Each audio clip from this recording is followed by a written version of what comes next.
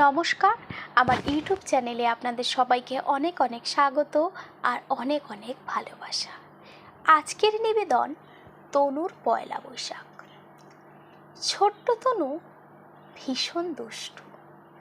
আজও এতটুকু বড় হতে নেই ওর। রোজ রাতে খেয়ে ঘুমিয়ে পড়ে আগে, কিন্তু প্রতিদিন মাঝরাতে ঘুম ভাঙত বাবা মায়ের ঝগড়ার আওয়াজ শুনে। কারণ কি জানা ছিল না, তবে বুঝতে পারত বাবা মা কষ্টে আছে। তনুর তাতে কি? তনু তো ঘুরে ফিরে নেচে গিয়ে আনন্দ করতেই ব্যস্ত। তনুর বয়সই বা কত, সবে তো 8। খেলার ভীষণ ঝোঁক ছিল তনুর। কিতকিত, কানামাছি, লুকোচুরি, ওপেনটি বায়োস্কোপ, গোল্লা ছুট, কুমিরডাঙ্গা, আরও কত কি। আর ছিল ভীষণ পুতুল খেলার নেশা।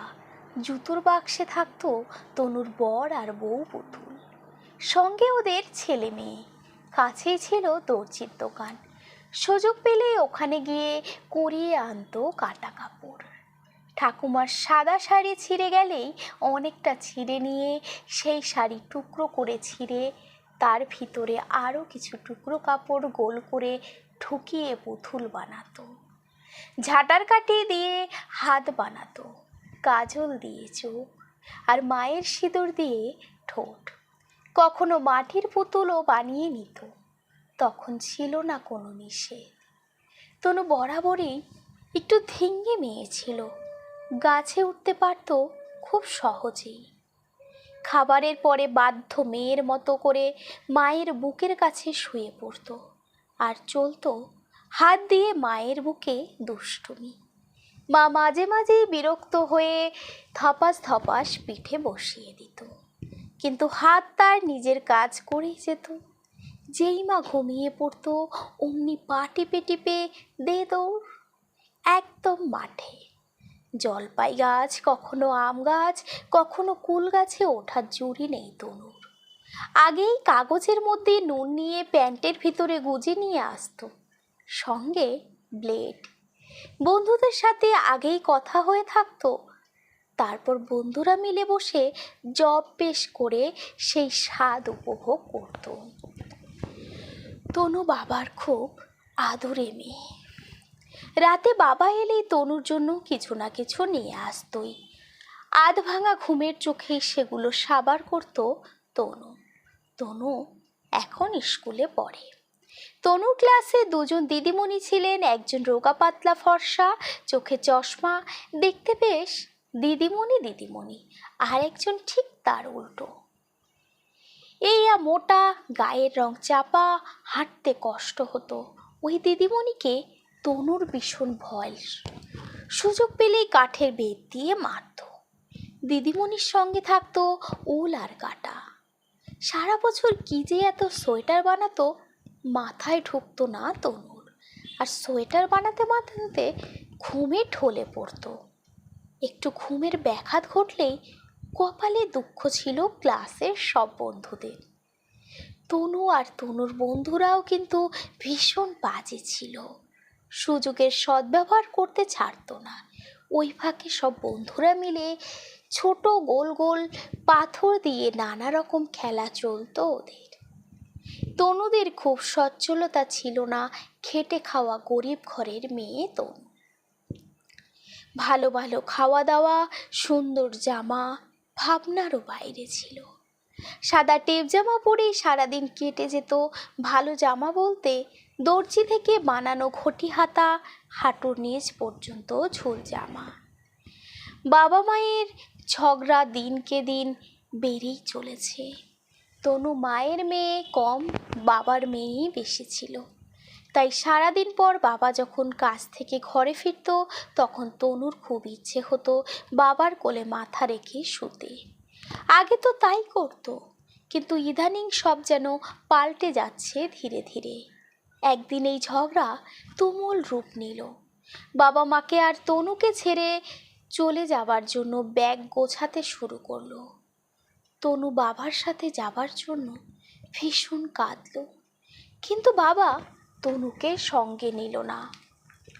আজকাল তনু একটু বড় হয়েছে, বুঝতে শিখেছে বাবা নেই, বাবা তনুদের ছেড়ে চলে গেছে। তাই তনু খেতে বসে মাছের জন্য কাঁদে না। মা যা দিয়ে খেতে দেয় তনু চুপ করে খেয়ে নেয়। বোঝে তো মা টাকা কোথায় পাবে। মা তো বাবা চলে যাবার পর একটা বাড়িতে রান্নার কাজ নিয়েছে, ওখান থেকেই রাতের খাবার আনে। তনুর আর ওর মায়ের সেটা দিয়েই হয়ে যায় রাতে।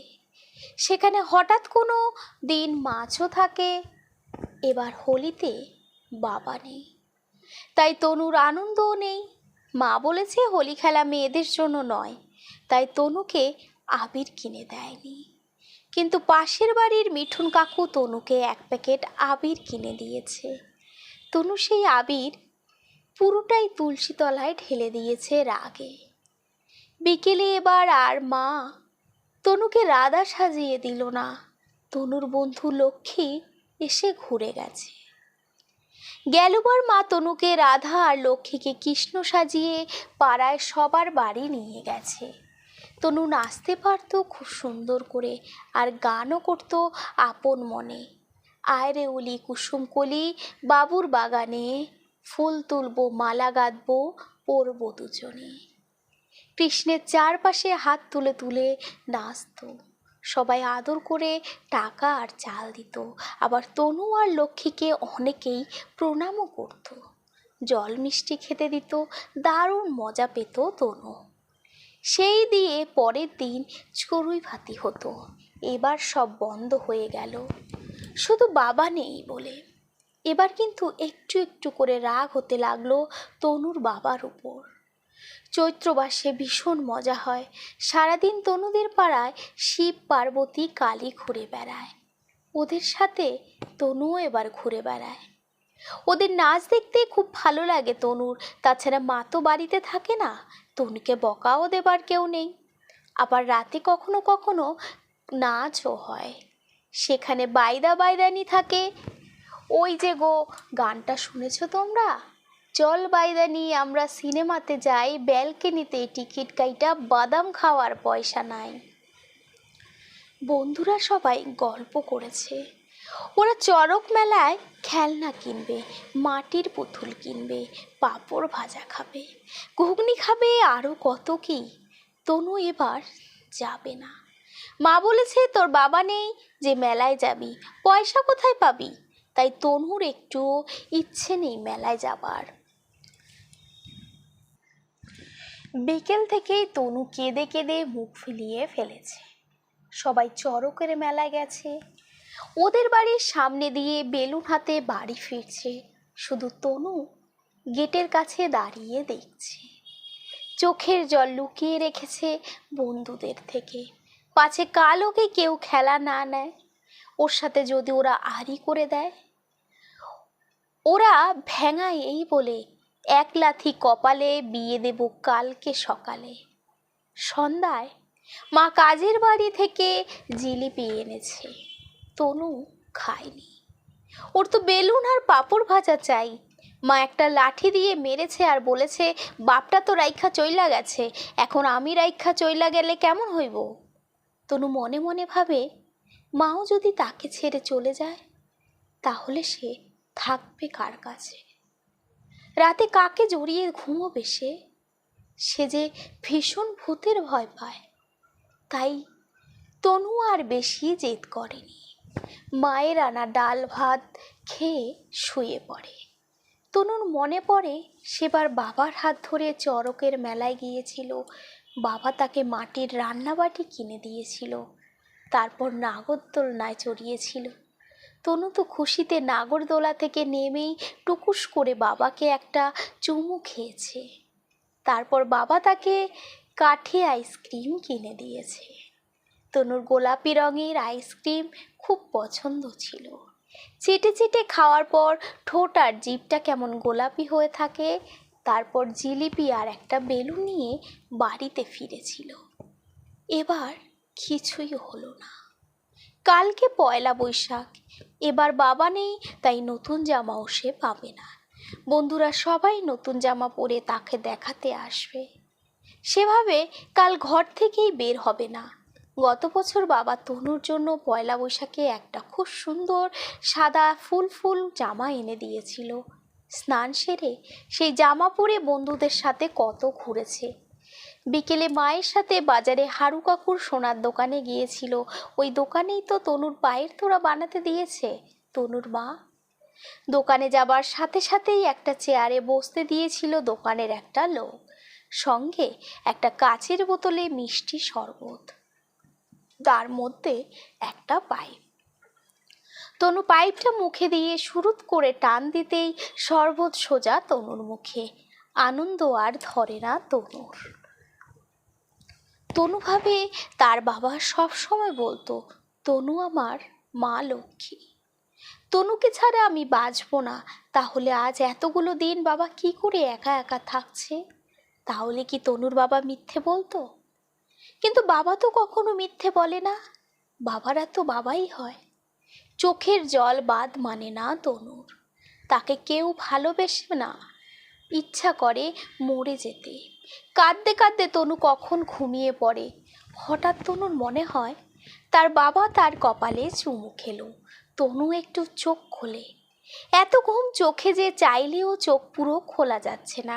ঘরের হালকা আলোতে তনু দেখে তার পাশে তার বাবা বালিশে হেলান দিয়ে আজ শোয়া, আর মা বাবার বুকে মুখ গুজে কাঁদছে। তনুর ভীষণ কান্না পেল, কিন্তু তনু কাঁদল না। পাছে বাবা মা বুঝে ফেলে তনু জেগে গেছে।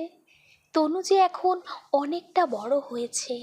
একদিকে মায়ের উপর রাগ হলো, বাবার বুকটা তো তার জায়গা, সেখানে মা কেন? আরেকদিকে মনে খুশি, বাবা ফিরে এসেছে। তনুর বাবা তনুকে ভালোবাসে। আজকে না হয় বাবার আদর মাই খাবে, তাতে কি? কালকে সব আদর পুষিয়ে নেবে তনু। মুখে হাসি আর মনে এক বুক আনন্দ নিয়ে কখন যেন ঘুমিয়ে পড়ে তনু। এই তনু মা ওঠ, দেখ আমি তোর জন্য কি এনেছি। তনু চোখ খুলে দেখে বাবার হাতে খুব সুন্দর একটা লাল জামা। তনুর মনে পড়ে আজ তো পয়লা বৈশাখ, বাবা সত্যি সত্যি ফিরে এসেছে। কিন্তু কি এক অভিমানে তনু ইচ্ছে করে উল্টো দিকে কাত হয়ে শুয়ে পড়ে। চোখের জল নীরবে ঝরে পড়ে। হঠাৎ সেই চেনা স্পর্শ, বাবার শক্ত হাত তনুকে কোলে তুলে নেয়। তনু এবার জোরে কেঁদে ফেলে। তনু স্নান সেরে নতুন জামা পরে প্রজাপতির মতো উঠছে। সব বন্ধুদের ডেকে ডেকে বলছে, জানিস আমার বাবা আমার জন্য 2টা জামা আনছে, আর মায়ের জন্য শাড়িও আনছে। বাবা তো আমার জন্যই কাজ করতে শহরে গেছিল। এইবার থেকে আমাদের আর কষ্ট থাকব না।